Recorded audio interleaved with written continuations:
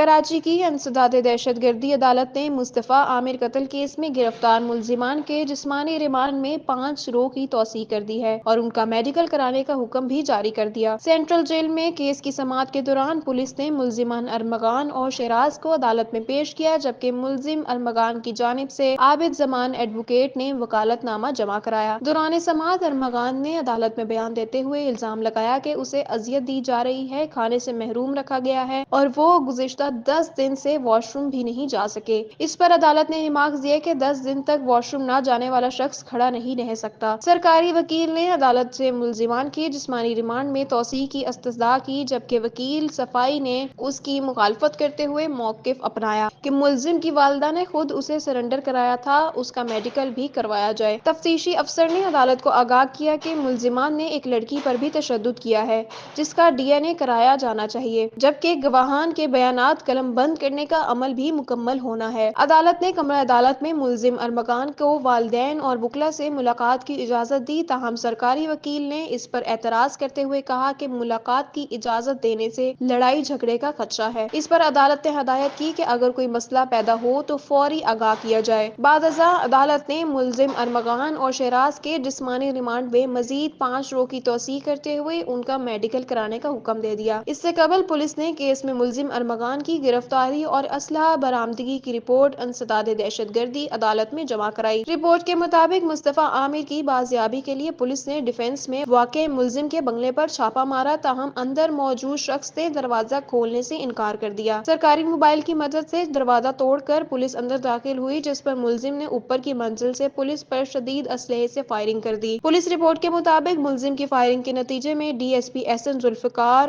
اور کانسٹیبل محمد اقبال زخمی ہوئے۔ پولیس نے متعدد بار ملزم کو سرنڈر کرنے کا کہا، مگر وہ وقفے سے فائرنگ کرتا رہا۔ بالآخر پولیس نے حکمت عملی کے تحت کارروائی کرتے ہوئے ملزم کو گرفتار کر لیا اور اس کے قبضے سے جدید اسلحہ بھی برآمد کیا۔